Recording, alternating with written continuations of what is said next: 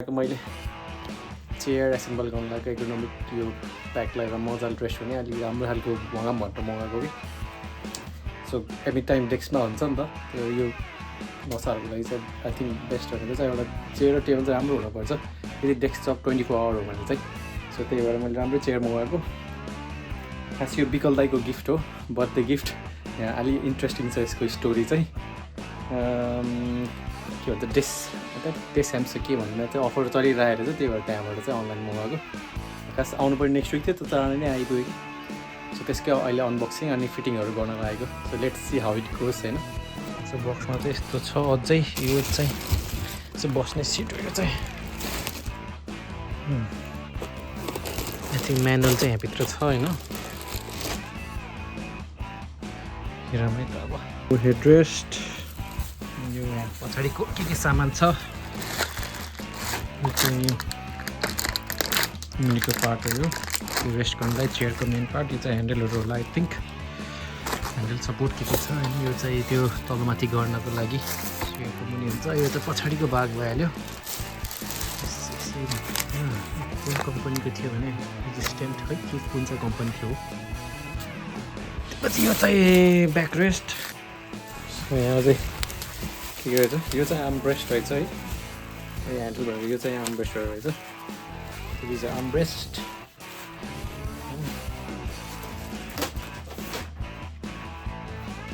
यो चाहिँ म्यानुअल हो यहाँ चाहिँ म्यानुअल नहेरेको त केही गर्न सक्दिनँ यस्तै एसएमएल इन्स्ट्रक्सन के छ अब यहाँ हेर्नु पऱ्यो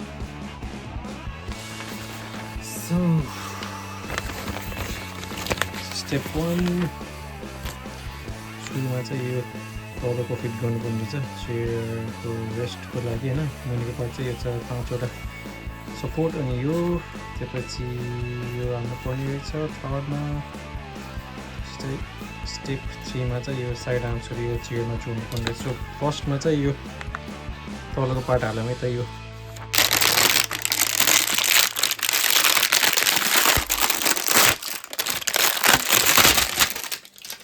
हेभी छ यो त हेभी गर्नुपर्ने स्क्रु के छ कि यसमा चाहिँ यो प्याकेटमा चाहिँ के छ खोलौँ होइन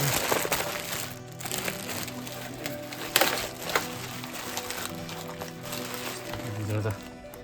पुरा पार्ट्सहरू यस्तरी आउँदा चाहिँ नट्सहरू है एलन स्क्रु नट्सहरू के छ चाहिने आज यो चाहिँ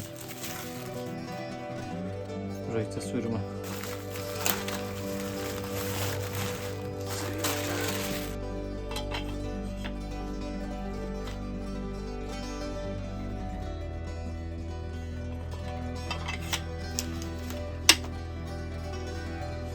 स्क्रु चाहिँ एकदम यो चाहिँ एकदम काम लाग्छ क्या एलन स्क्रु चाहिँ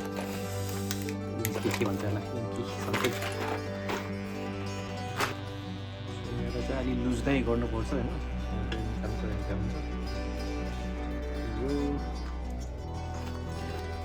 सो यो एफ भनेर देखाएको छ नि यो एफ के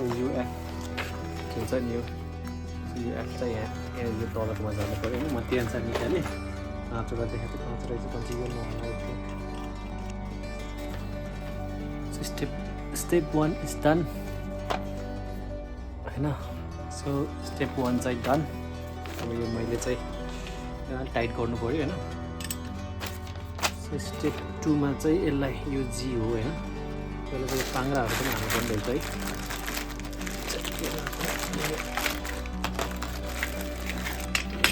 यसो रोटेट गरिदिएँ होइन so this is how it is now so next step अब यसलाई राख्नु पर्छ यसरी हाल्नु पर्ने रहेछ यहाँ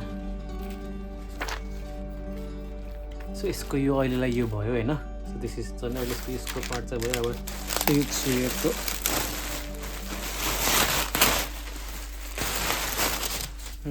यो चेयरको माथिको आर्मरेस्ट हाल्नु पऱ्यो क्या अब चाहिँ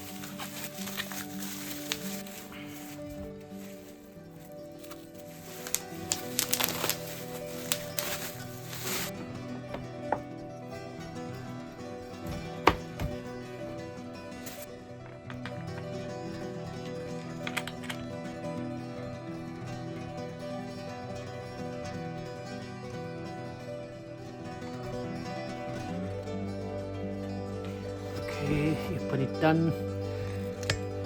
सो 1 2 3 डन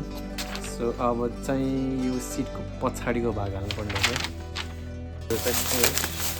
ब्याक रेस्ट चाहिँ पहिला यो चाहिँ हाल्नुपर्ने अगाडि अनि बल्ल अनि फिलाउनु पर्ने चाहिँ पछाडिबाट यस्तो रहेछ नि त नाइस यसको चाहिँ यस्तो छ पछाडि यो चाहिँ अड्काउनु पऱ्यो पहिला यसको पछाडिबाट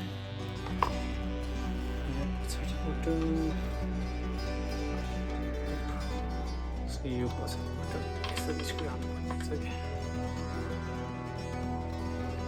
कि स्टेज कम्प्लिट हुँदा चाहिँ हाल्नुहुन्छ ल सुन चाहिँ यति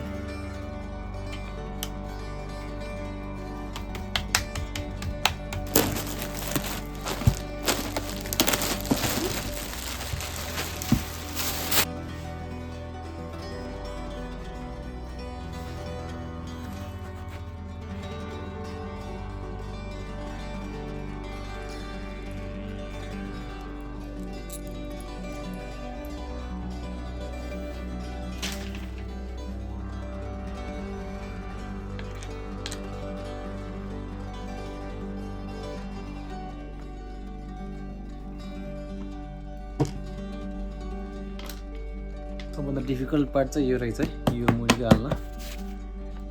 यो चाहिँ मिलाएर हाल्नुपर्ने रहेछ अलि बल लाएर चाहिँ मिलाउनु पर्ने रहेछ यसलाई यसरी होला हैन यसरी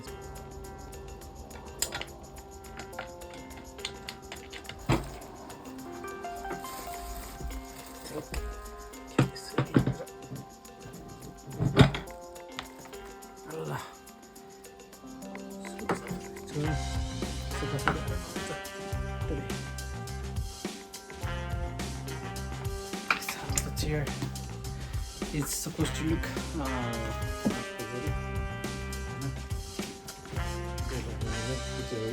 स्पेस धेरै खाएन नि त त्यही हो आजको भिडियो चाहिँ thank you for watching I hope you enjoyed यो यहाँ चाहिँ एसेम्बल गर्नुपर्छ सामानहरू यसरी प्याक भएर आउँछ होइन नेपाल जस्तो रेडिमेड भएर लिएर जानु पाउँछ सजिलो प्याकिङ गरेर अनप्याक गर्न चाहिँ अलिक गाह्रो नत्र ल्याएर आफैले टेक्निक दिमाग लगाउनुपर्छ अनि बनाउनुपर्छ सो यहाँ चाहिँ यसरी हुन्छ मेन चाहिँ यो फर्निचरहरू चाहिँ यसरी आउँछ क्या